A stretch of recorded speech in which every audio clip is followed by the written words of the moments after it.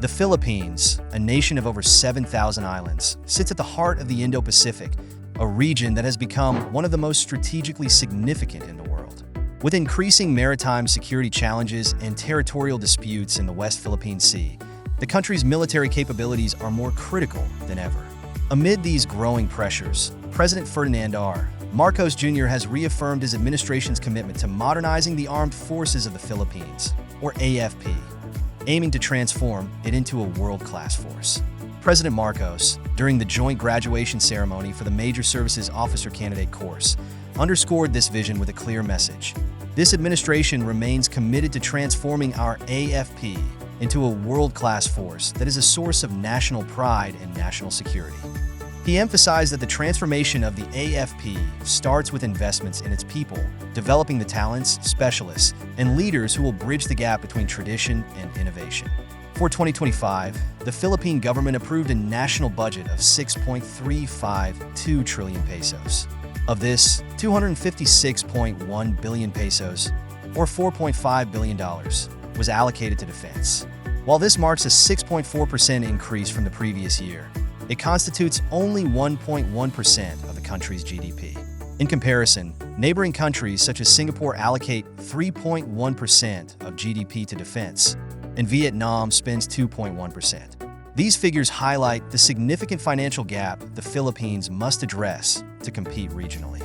President Marcos has laid out plans to modernize the AFP's equipment and enhance training programs to prepare for the challenges of both today and tomorrow.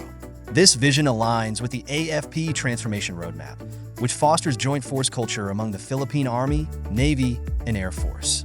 The goal is to create a force that exemplifies strength, resilience, and technological excellence. However, achieving this will require substantial investment, as transforming into a world-class military demands funding levels closer to 2 to 4% of GDP. For the Philippines, with a projected GDP of $420 billion in 2026, this would mean increasing the defense budget to approximately $8 to $16 billion, or 460 to 920 billion pesos annually. Key areas of modernization include maritime and air defense, crucial for the country's strategic position and vast exclusive economic zone. Acquiring multi-role frigates, diesel-electric submarines, and advanced radar systems will strengthen maritime security. On the air front, multi-role fighter jets like the F-16 Viper and coastal missile systems such as BrahMos are essential to ensure air superiority and territorial defense. President Marcos reiterated that these efforts are necessary to build an AFP capable of addressing both traditional and modern security challenges. Despite these ambitions, the challenges are significant. Infrastructure development, such as upgrading naval bases and airfields, is necessary to support advanced platforms. Training personnel to operate and maintain sophisticated equipment is equally critical. However, the biggest hurdle is budget constraints. Doubling or even quadrupling the defense budget to reach the target GDP percentage would require reallocating resources from critical sectors like education, healthcare, and infrastructure. This shift demands both political will and public support. Still, opportunities abound. The Philippines' strong defense partnerships with the United States, Japan, and South Korea provide avenues for training, joint exercises, and advanced technology acquisition. Regional cooperation could also facilitate technology transfers and financial assistance, easing the burden of modernization. Moreover, developing a domestic defense industry could be a game changer. By building local capacity to manufacture patrol vessels, ammunition, and armored vehicles, the Philippines can reduce reliance on imports and foster economic growth. The significance of a modernized AFP extends beyond military strength. A world-class military is essential for safeguarding the nation's sovereignty, ensuring regional stability, and addressing domestic challenges, such as disaster response. President Marcos emphasized this in his message to the new graduates, urging them to serve with excellence, loyalty, and honor in their respective postings. There are valuable lessons to be learned from other nations.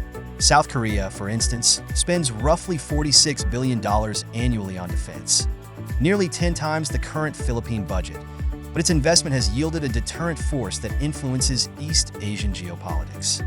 Singapore, despite its small size, has developed a robust domestic defense industry, producing its own military vehicles and weapons. These examples underscore the importance of strategic investments and a clear vision. Incremental progress, such as annual increases of 10 to 15% in defense spending, could make a difference by 2030. However, the transformation of the AFP is not just about numbers. It's about building a force that embodies the strength, resilience, and innovation needed to protect the nation. As tensions rise in the Indo-Pacific, the Philippines faces a critical decision: to remain a passive observer or take an active role in shaping the region's future. The dream of a world-class AFP is not merely an aspiration, it is a strategic necessity. Whether the Philippines can achieve this vision depends on the actions taken today, actions that will define the nation's course for generations to come. Thank you for tuning in. If you found this valuable, please show your appreciation by giving a thumbs up and subscribing to OHA News Asia, your trusted source for knowledge always at your fingertips.